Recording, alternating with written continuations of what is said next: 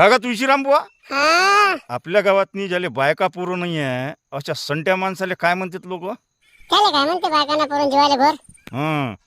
पण काऊन का हा नाही मला म्हणजे जराची इन्व्हायरमेंटची चिंता सतावून राहिली. आता एन्व्हायरमेंट म्हणजे काय अरे इन्व्हायरमेंट म्हणजे आपल्या भोवतालचं एकंदरीत नैसर्गिक वातावरण.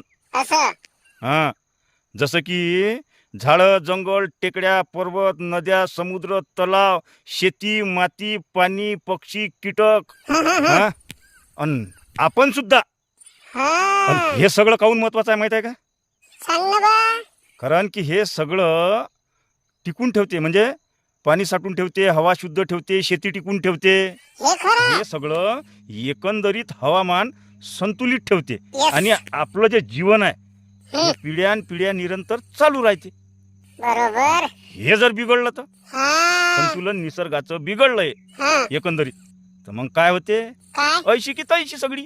हो राजा मग आता सर्वात महत्वाचा प्रश्न आहे, हं. याची सर्वात जास्त काळजी कोणाला असू शकते?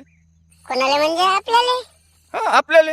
हा तुले मले म्हणजे ज्याले समोरच्या पिढ्या आहे, लेकरं आहे, बाळ आहे, बायका आहे, पोरं आहे, हा, पुढं पिढ्या आहे.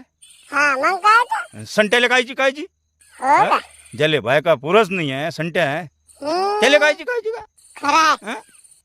ते झाडं जंगल सब जिकडले तिकडले तोडणं चालू आहे. हं, आता हं, एवढ्यानंच हं, नाही भागलं हं, तर पर्वत रंगावर बत्ती देते का काय हं, मग? हं, हं. असं होय.